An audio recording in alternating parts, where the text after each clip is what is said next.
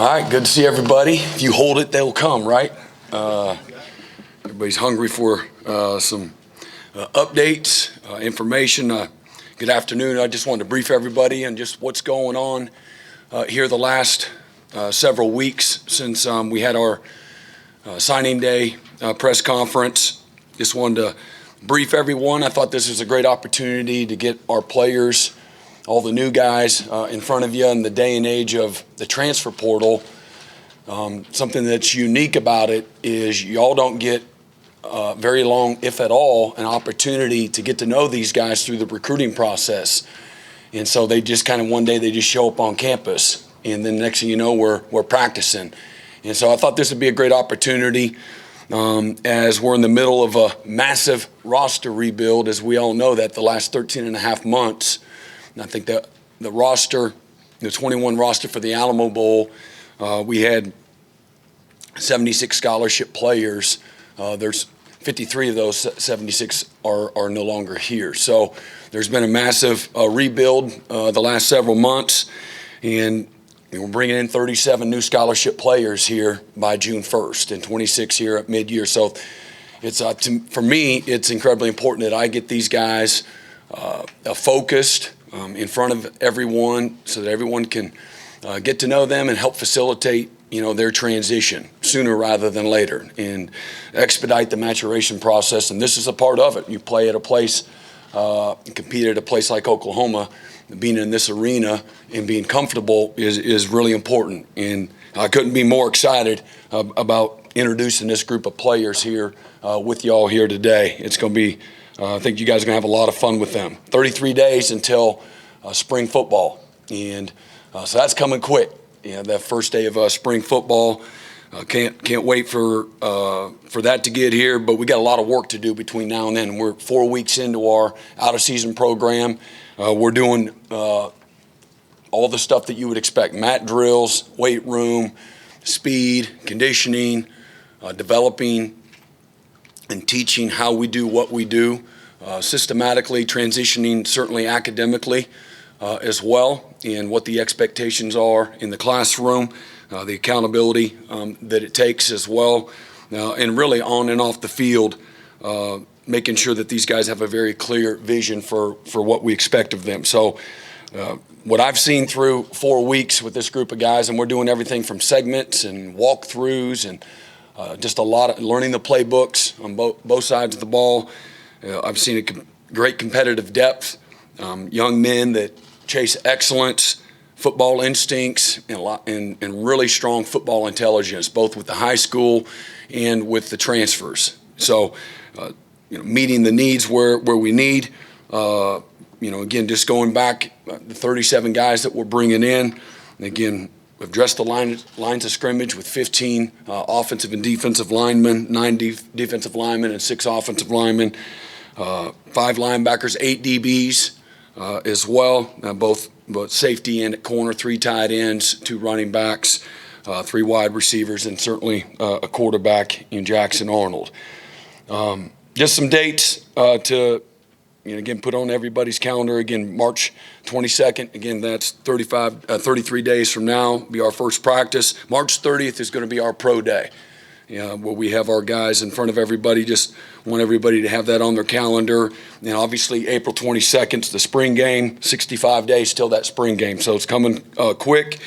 And just a reminder for, everybody talking about packing the palace again. And we need to break last year's, outstanding record. Obviously it was the best in college football last year, 75,000. So it has a tremendous impact on recruiting. That's a very real thing, show off the passion and the loyalty of the Sooner Nation, the type of environment that these young men would have an opportunity to compete at. It's a really important recruiting weekend, and then we'll release more information with some other logistical things in regards to the spring game, soon. And just again, a reminder for the renewal date for both season tickets and the Sooner Club. March 1st is the deadline for that, so just want to put that on everyone's calendar as well. Some other things that obviously are new since we last spoke is our schedule release, and it's exciting. It's a great schedule. It poses its challenges, but it's from Arkansas State, SMU, and going to Tulsa, First time in a while we've been to Cincinnati. Obviously, they've been to the playoffs here recently. And then we go to BYU as well. UCF is new on the schedule. Coach Malzahn and his staff will be coming October 21st. And then finishing with a team in TCU that played for the national championship on Friday, November 24th. So really exciting schedule. Glad that was finally put out there a few weeks back. And then again, the questions in regards to the SEC. That's incredibly exciting. Don't need to run from those questions. Well, I think it's going to be really great for Oklahoma, but our focus in our football team right now is the Big 12. And, we got to get better, and that's really kind of where our focus is. We need to get better to compete in this league before we worry about the SEC. That'll be here soon enough. But we got another great a year in the Big 12. Obviously it's a great league, very competitive, and that's where our focus is right now. There's no doubt we're building a program the right way in order to get where it needs to be. We've got a lot of improving that we have to do, both personnel, roster, scheme, programmatically. There's how we can be more efficient and make the type of improvement that we need to make in order to be a championship program. And I know what championship teams look like. I've been in a bunch of them, and I know exactly what it takes to get there and to be able to maintain that championship level. But couldn't be more excited about, again, this year's team 129. Incredibly excited about our football program and transitioning over the next several months and the next couple of years. Just incredibly excited. So I'll open it up for questions. Start with Barry on the right. Yeah, Brent, talking about the schedule going forward, you don't know the format of the SEC. What's your thought on the non-conference schedule? Any difference in your philosophy when you make the switch to conferences? I'll be honest. You're talking about once they tell you whether you're going to play 8 or 9 conference games. Right. Or maybe not, since you don't know for sure. Yeah, we don't know. So obviously, I think it would align with exactly the way it's been here, under Joe's leadership, where we want to have a strong, entertaining, home schedule that's in alignment. Once you get the next several years of your schedule that are put out there, I think that you'll see that we still want to have a marquee type game and get something for the fans, in a matchup from a competition standpoint that everybody's excited about, all within the realms of, the totality of your schedule. So, we understand and recognize the challenges that schedule, once we get to that schedule, what that'll pose for you. Okay, let's go to Ryan Aber. Yeah, Brent, you touched on it there a little bit in your opening statement, the defensive line focus in this recruiting class, both freshmen and portal guys, especially with the portal guys. How important did you feel like it was to upgrade those spots quickly? And how do you feel like you did with adding guys like Trace and Rondell and some of the other ones? Yeah, it was incredibly important. The games, as we know, are won and lost on the lines of scrimmage. We got to become a more physical football team, both sides of the line of scrimmage. And, personnel matters and the development piece matters. These are guys that, were incredibly productive when healthy. And, they bring a level of physical toughness that we're looking for, we believe. We certainly haven't started practice yet. We got that's on the agenda soon enough. But, addressing the lines of scrimmage, we lost a lot of guys. It's not like we all of a sudden have more than what you would normally have. We needed to reinforce, the trenches amongst other places. We bringing in 8 defensive backs. And, so I always believe that, one body, many parts, but, I think it can be a great equalizer when you get your offensive and defensive linemen and those parts of your program, or football team rather, where it's a competitive advantage. And so we're certainly not there yet, but think that we've improved our team, tremendously with the additions, both in the portal and the high school guys that we brought along. Just a follow-up. Trace's recruitment, what was that process like, and is it unusual at all? And do you think it will we'll see more of those kinds of things happen with just the reality of what the portal is right now? You know, I don't really look at, you know, where they come from. And there's some things that you would look at, you know, what type of scheme they might be coming from and how it would transition to your scheme, their productivity. Are they coming from a winning culture? I think those things are important. But it's all about, you know, the person and the fit on and off the field. And it was really pretty low maintenance. You know, maybe that question will be better suited for Trace. I don't look at it as a rival transfer at all myself, and I don't get into those weeds. And I just, again, for us, we're looking at, okay, where are our needs at? Who best fits that? You know, let's go after them. And if they fit, again, all the things that are on your checklist. And so it was a pretty low maintenance, you know, recruiting process, to be honest with you. Eric Bailey? Brent, you know, SEC question. You're up a year now. It's 18 months away before the move is made. Where do you feel like this program needs to make improvements, both facility-wise and personnel-wise, as you make this move to a different conference? Yeah, I mean, for me, I just go back to where are we at right now, being inside out, regardless of the conference affiliation. We're in the Big 12. These are still the same improvements that we need to make. We need to make improvement in every single area in regards to this program. So again, continue to develop our roster through recruiting and again the development of our program, strength and conditioning, you know, fundamentals, scheme development, football intelligence.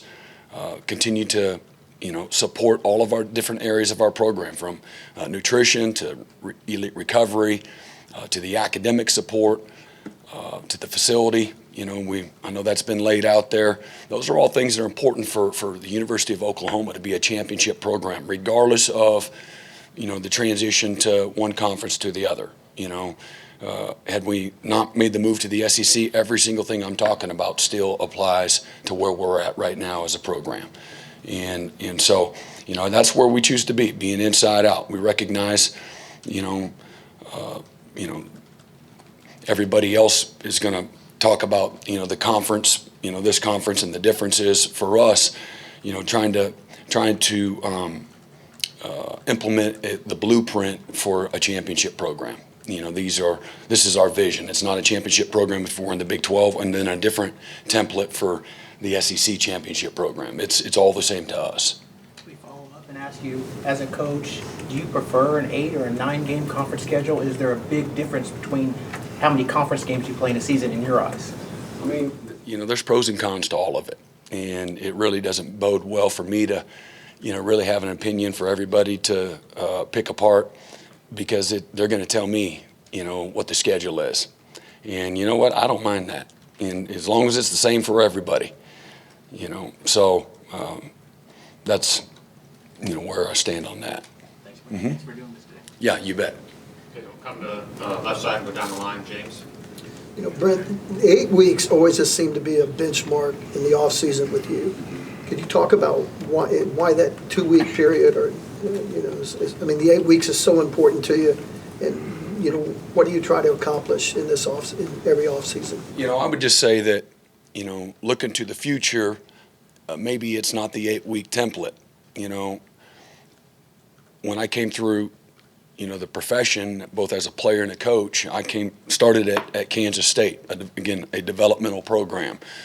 Believed strongly in creating a mindset, you know, elite conditioning, a lot of strain, developing the football intelligence, both in the classroom, through walkthroughs, and then getting on the practice field a little later in the spring than some people. Everybody has their, you know, differences of opinion, but for us right now, we need as much development as we can get. Again, this has been a massive, we're in a very small company when you talk about roster transformation, you know, what's taken place the last 13 and a half months. And so our guys need to learn how to do what we do, and as much as they do anything else. And So whether you're developing the toughness or the physical strength improvement, developing your speed, developing your team, the cohesion, a lot of new guys. We don't have all these seasoned vets, and then we have this small group of guys that we're not counting on for 2 or 3 or 4 years. That's not where we're at right now. We're counting on every single one of these guys today and moving forward. So you're looking at virtually half of your scholarship players will be brand new, both here this semester and starting, June 1st. So spending as much time in the development phase,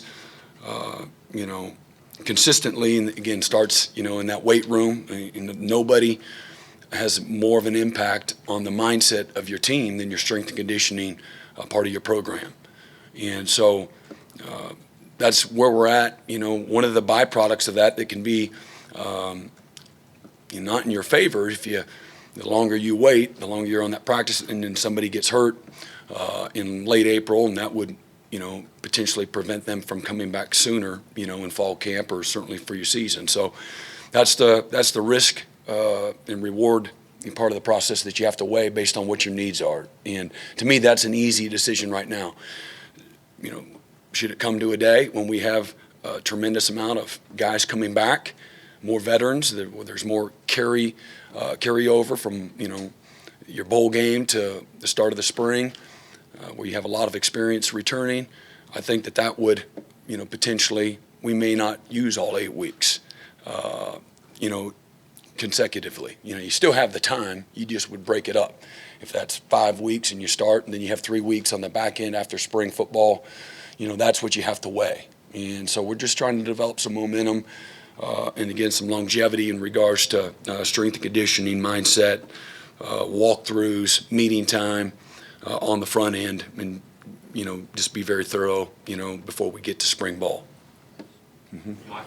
Brent, you guys knew the quarterback you recruited. You've spoken very highly of him and the expectations you have ultimately for his time here. What have Jackson's first few weeks on campus looked like, and what's his presence been in his early time here? Again, he's smart, he's tough, he's driven, he's humble, and really, if I said, I could really say that about the 26 guys. If I was, what else have you seen from this group? He exemplifies that in every way. He's a doer, very ambitious. He's not waiting on anybody. He's not waiting to be great. He, in his mind, from a humility standpoint, he feels he's got a long way to go. He's a confident guy, but he's a great teammate, and he's trying to learn and grow. I think, and that's just a very refreshing thing to be around. You won't see Jackson Arnold putting a mic in front of him and proclaiming about what he's getting ready to do. It's just not who he is. It's not in his DNA. And he's been a great, great leader. He makes everyone around him better. But he's in the back of the line right now, and but probably not for long. And I say that, not having to do with anybody else. It's just how he competes and how he works, and his talent is really good too. But he's a guy that is going to quickly earn both trust with his teammates, respect with his teammates, which I believe that respect is the greatest thing that you can have in a locker room, is respect of your teammates. And he quickly has, in a short period of time, earned the respect of his teammates through, again, his work and his actions and his humility. Walter Rouse is a guy, another interesting path to getting here. What impressed you about him in your recruitment, and given the position he plays and maybe the guy he's going to replace, how critical was getting him in here?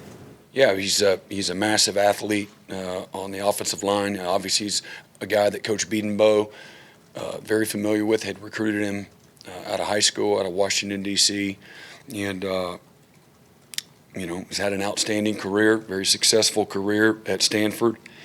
And I love, in a day and age where it could have been easy for him, I'm going to get this postseason surgery and go into the NFL, he had a great deal of humility, looked at the man in the mirror and says, I'm not where I know I'm capable of being as a player, mentally, physically. I need to improve. I need to get better. I need to be in a different type of environment that'll strain me in a different type of way. And at the end of the day, chose to come here under the tutelage of Coach Biedenbow, Coach Schmitty, his staff, and brings a lot of, again, wisdom and intelligence and a lot of life too, as you guys will find out soon enough. He's got a big personality, really sharp, incredibly intelligent, really neat young man, and meets a tremendous need for us, on the offensive line there at tackle, and particularly with Jacob Sexton's injury in our bowl game. Yeah, Brent, Desan, Day, McCullough, just how that recruitment went down, when you realized you could get both instead of just one of them, and what Desan brings as a potential cheetah. Yeah, so had familiarity with the family, an amazing story. Y'all probably, does most everybody know the story of their dad and Sherman Smith? Yes? Yeah, pretty unique, but Google it. I don't want to waste everybody's time. I waste a lot of your time, right? I talk too much sometimes. I get a little long-winded, so I've been told. My daughters tell me that. Yeah, my teenage daughters. You don't want none of them.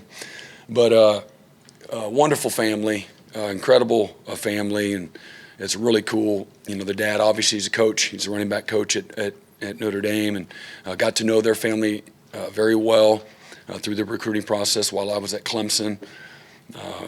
He ended up choosing Ohio State. I don't want to, he can tell you the story and how everything went down, but we've been looking for safeties. We happened to come across Day's videotape and loved it, and realized quickly, wait, that's McCullough, And so we quickly connected the dots. Hadn't spoken with the family until that time, since had recruiting him a couple of years ago, and loved Day, set up the visits, and next thing I know, I don't know exactly how it went down, but next thing I know, I'm on the phone with Desan once he got into the transfer portal, and so we were like two sorority girls catching up. Just it was quick, it was easy in regards to conversation and getting back on the football side of it. Obviously, he spent a lot of time. He's a guy that's a football junkie. He understands schemes and development and opportunity. And obviously losing Deshaun White and was very appetizing for him. And again, we're still building our roster, recruiting to a roster that fits our system as well. So he saw it as a real opportunity for himself first and foremost, and then an opportunity to play alongside with his brother. I think was a great bonus for him. But he's a long guy. I thought coming from Indiana, they used him really well, used his skill set really well. Obviously, we had an impactful freshman year, and we'll use him in some of the same ways and some ways that are different. And so far through, again, some of our drill work and fundamentals and seeing what he can and can't do. And, he's not where he's going to be, I can promise you. But he's long and he's athletic, and his transitional movement's pretty good right now and improving daily. And so really smart, tough, again, another hungry, humble guy. So you guys will enjoy getting a chance to visit with Desan, and again, got a great family, and probably the littlest one is probably the best of all of them. So that's saying a lot. He has another brother that plays collegiately as well. So they're a very athletic family. Brent, wanted to ask you about your new receivers coach, Emmett Jones. Just when did you maybe identify him as a guy that made sense to come in and fit with the staff, and what can he bring, especially with this new group of receivers coming in? Yeah, great question. I've known Coach Jones for several years, and incredibly well respected in the state of Texas. Just as a leader of men, recruited his schools, and got the chance to know him several years ago and watch and follow his growth and development, his path. and I've always had great admiration and respect for him as a man, and you know, his ability to develop players, how his players play, that matters to me. Certainly, he also has, you know, great ties to the state of Texas, and you know, and then he values a lot of the same things that I do in regards to coaching and developing people. You know, as a family man,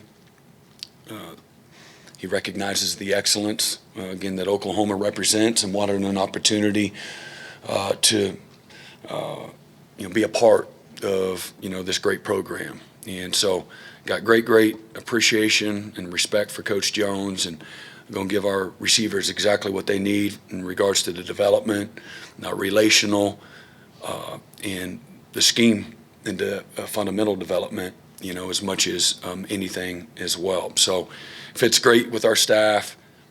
Many of our staff had previous relationships with him, and everywhere he's been, you know, people say amazing things about him.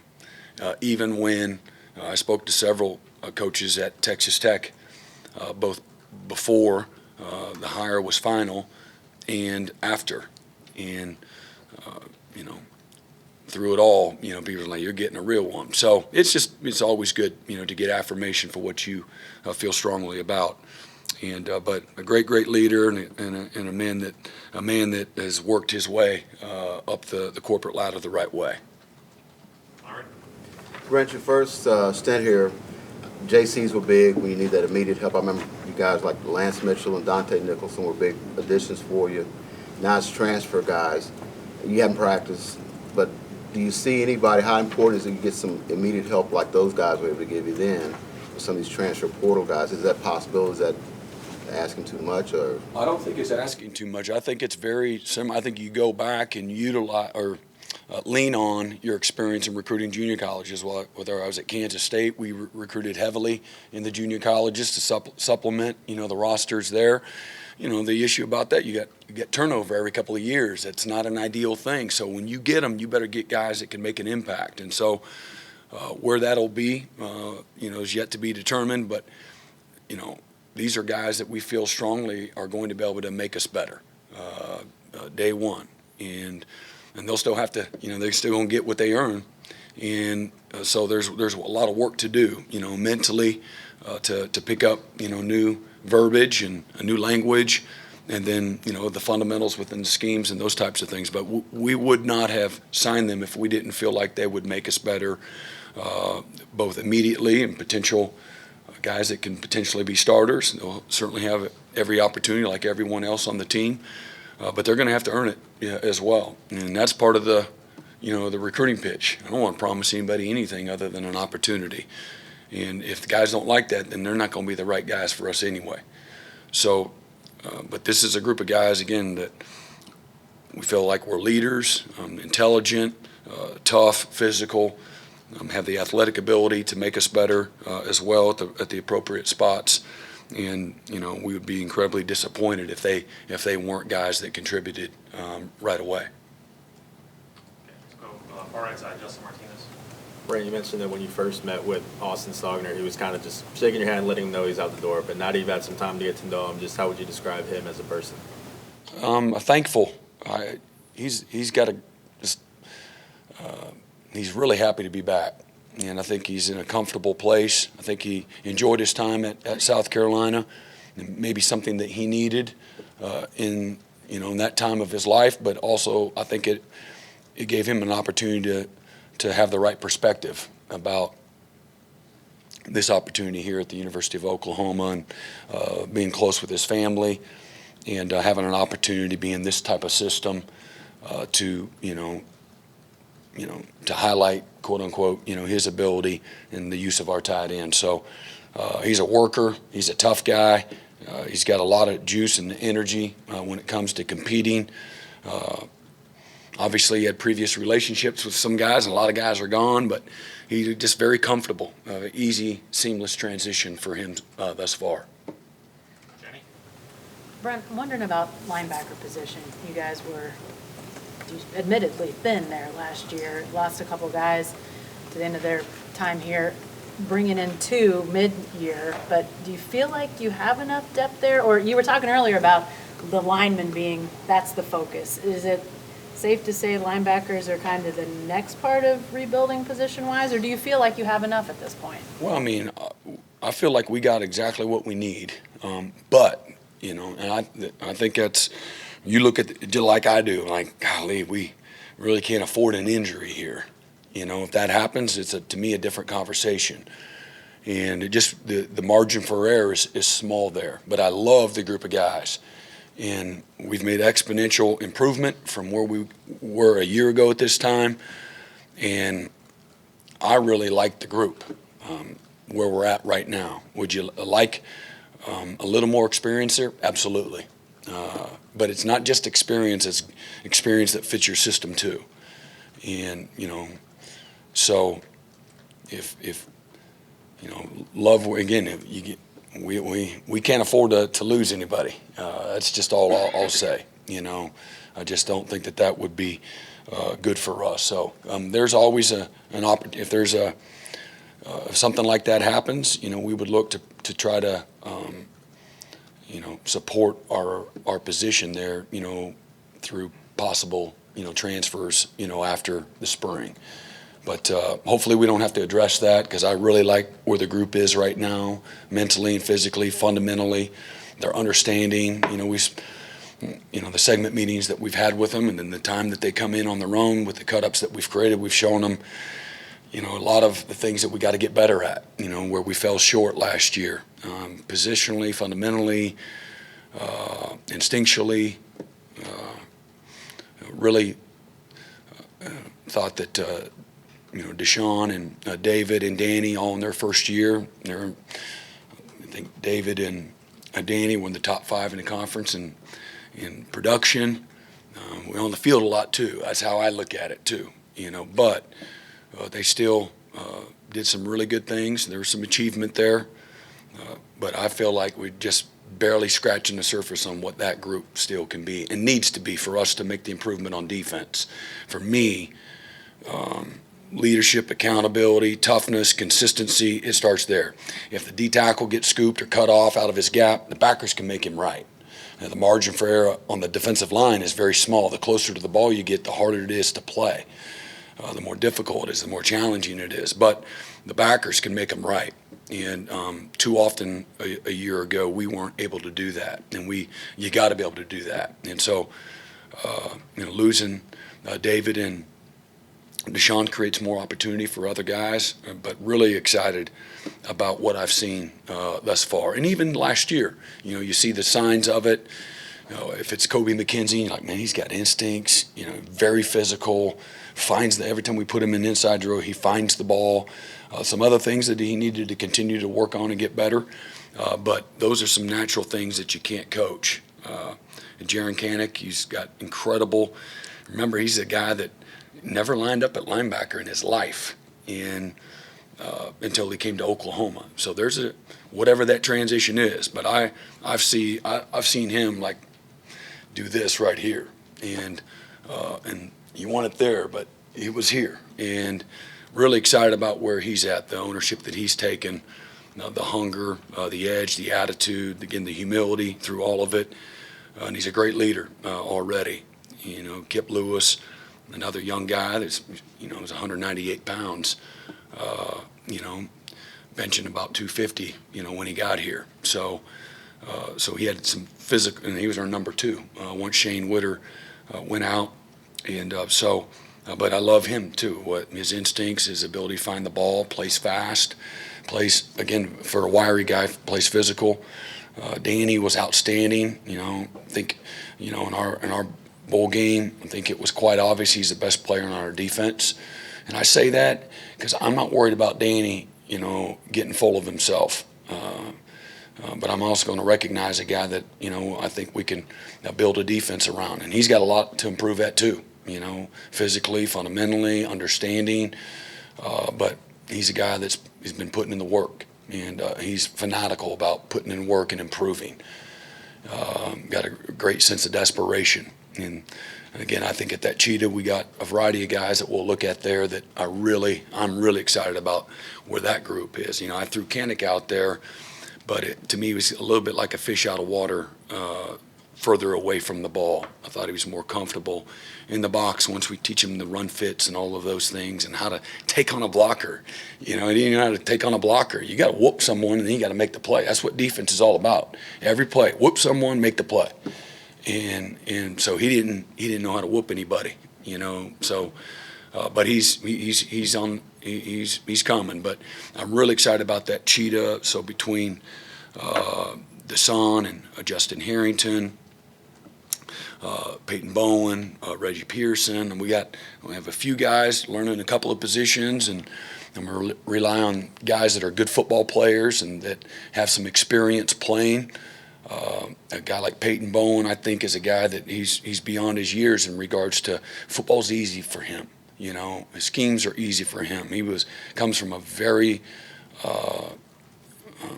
good program where he's been coached incredibly well with both terminology, systems, diversity within their schemes. They didn't just play one call.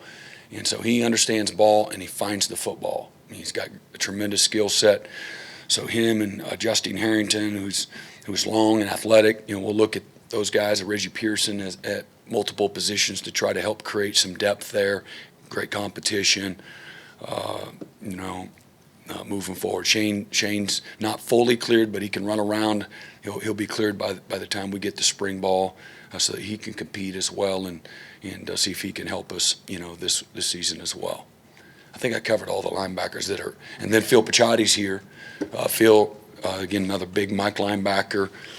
He's a headhunter a lot. I think that he's learning how to do the drill work and some fundamental things, and his head's probably spinning a little bit right now, but I do think that once we get started with practice and things of that nature, we're going to find a guy that's got great instincts and can find the football. If they can't find the ball, that's a problem. I know that kind of goes without saying, but guys that are naturally instinctive, they can cover up for scheme issues, mental issues, things of that nature. And I believe Phil's going to be that type of guy. And then we'll have, a couple of other young guys that we feel great about in Sammy and Lewis, both are outside linebackers that we'll probably look at Lewis he could play in either of the three, but you got to start him somewhere. Sammy at probably the Cheetah and Lewis at the Will. Day one, and those are both guys that can run, that can hit, that can cover, got high football intelligence, come from really good, strong programs, that guys that like to work, they're good in the classroom, just really good leaders. I'm so excited about getting those guys as well at linebacker. Time for just a few more. Brandon Drum, back right. Yeah, you guys had your coaches stations this past week where you guys push your team really hard. Can you compare 2023 versus 2022? I know you guys were new with the team last year, so there was a lot of getting to know each other and all that type of stuff. But what do you see different in Team 129 than did in Team 128 as you guys went through all that? Well, a lot of familiarity with what we're doing. So to me, that leads to better execution for whatever it is that you're doing. If it's a walkthrough, there's a different expectation. We're not having to coach the scout team. We're not splitting up and the offensive young guys that might be on the scout team in the fall or with the defense right now. We're actually utilizing the defense to give us a serviceable look.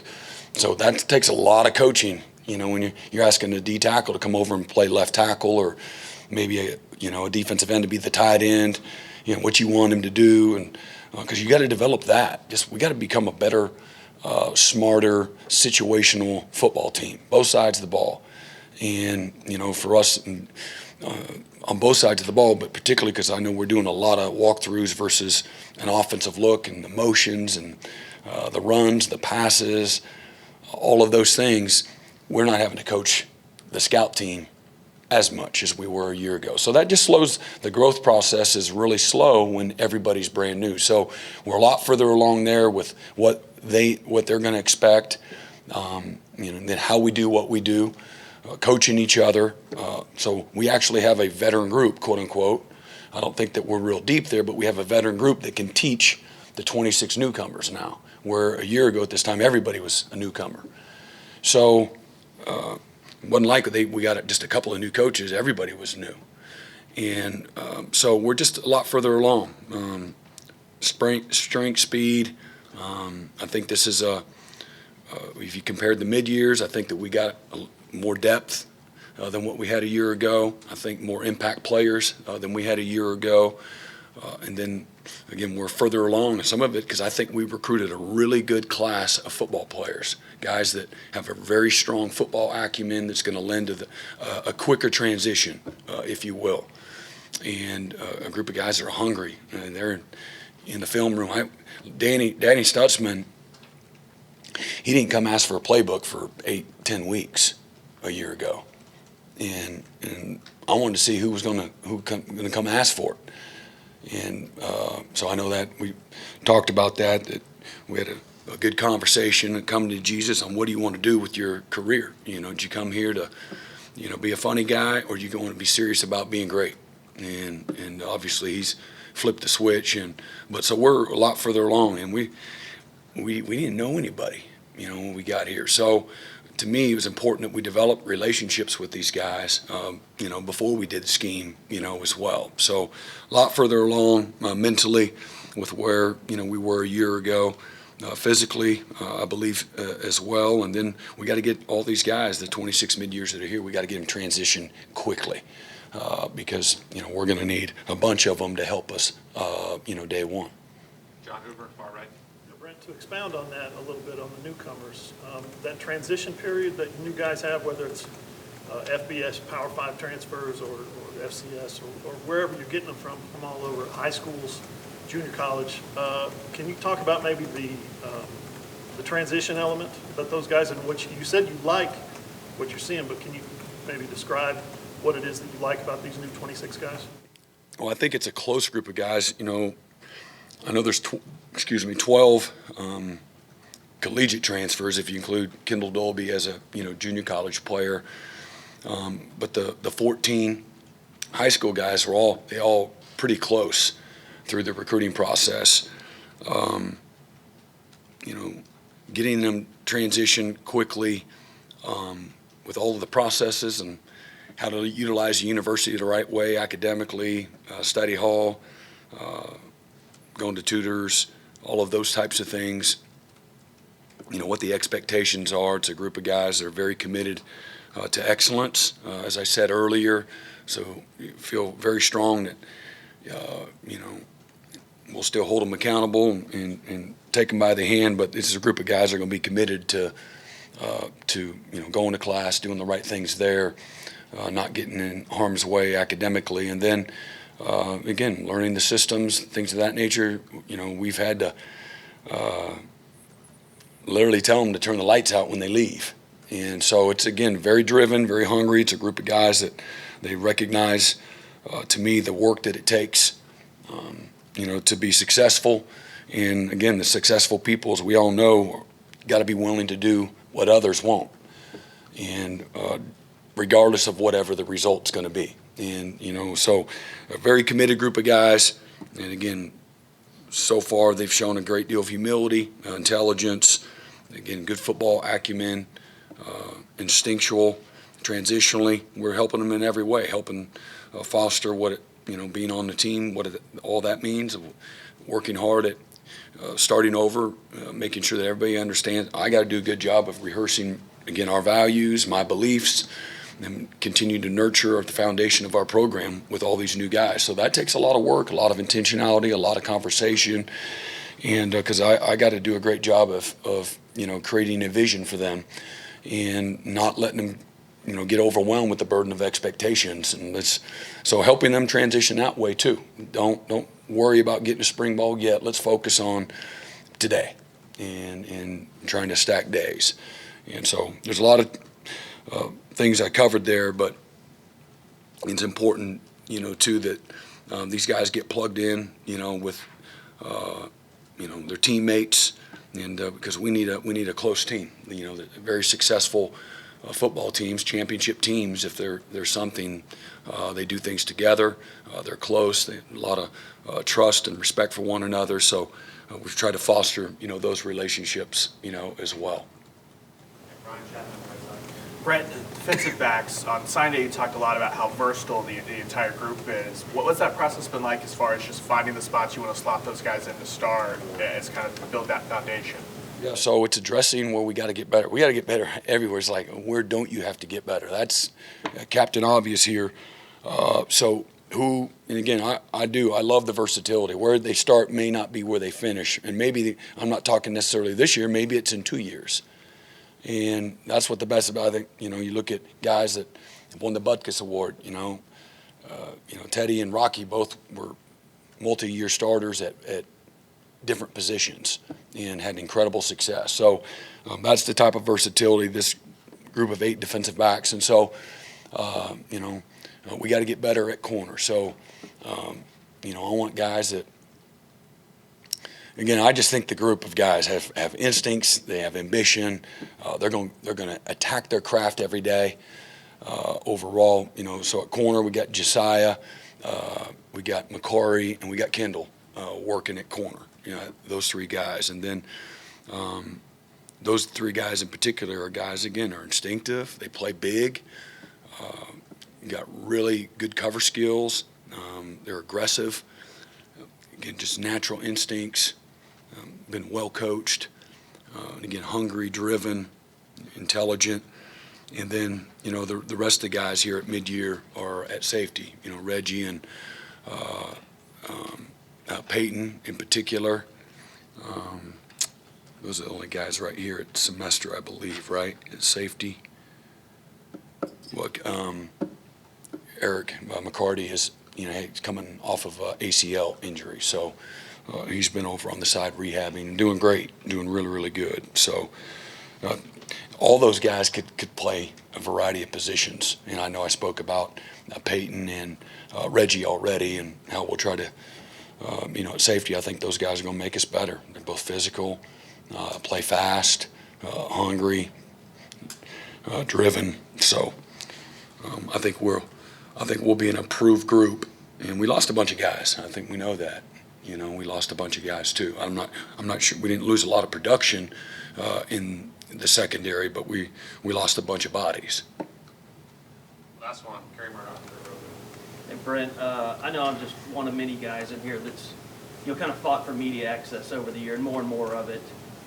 So I just wanted to say thank you for allowing us to have a day like this today. I'm curious, kind of what is it that's different about you, or different about the times we're in, where you'll let all your freshmen come in and just talk to the media immediately before they play? Because I don't ever remember anything like that happening. I think it goes back to the roster transformation.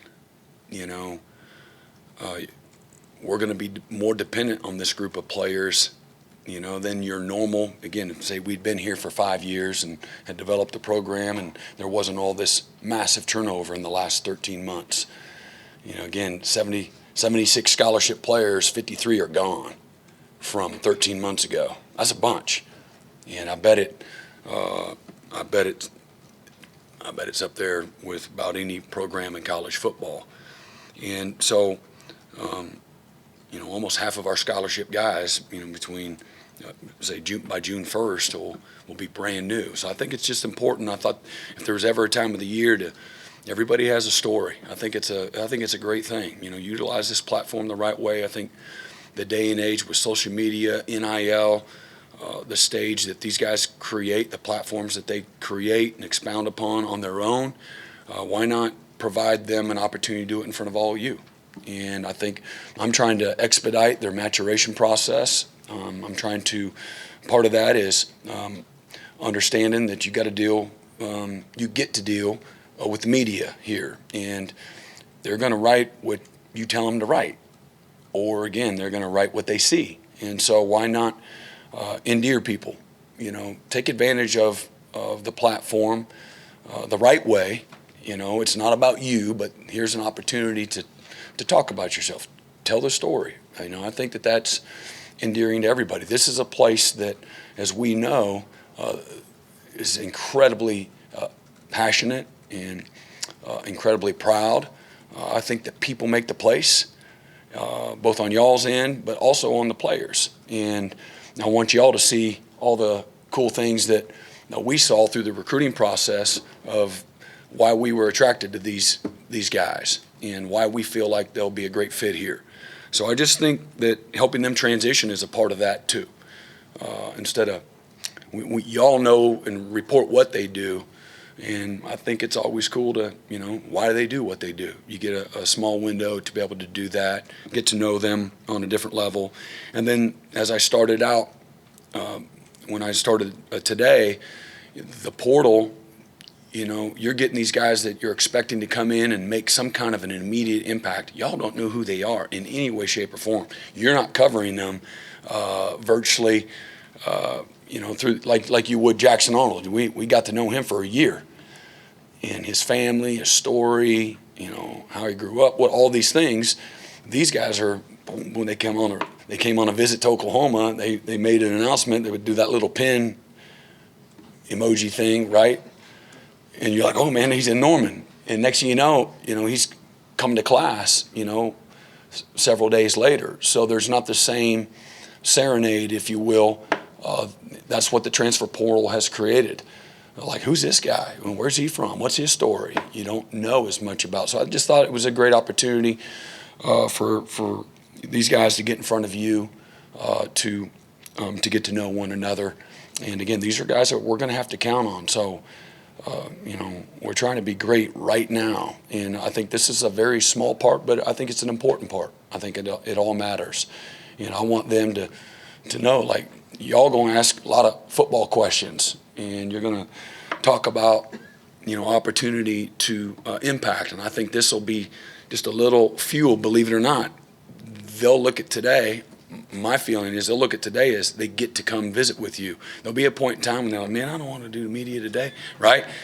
But not today. I think today's the day where they'll look forward to it. And so I think they'll put their best foot forward. And, for you guys, I think it'll be, beneficial, equally as well. But I think it'll be some fuel for them to, what's coming, whether it's spring ball or the next, this season, this fall, be a little juice. After 4 weeks of baptizing them, I think this will be a good shot in the arm for them and for their moms and their dads and their families and their coaches also, to, be able to kind of have that moment. It's year round. We don't ever get a chance to like pause and like, let's embrace this moment. We got like 9 signing days now, and we're going to change them again, it looks like, shortly. And so this is an opportunity for us to have just a moment where we can all break bread together and, take our time through that process of getting to know one another. Thank you, guys. Thank you. Okay, appreciate it, everybody.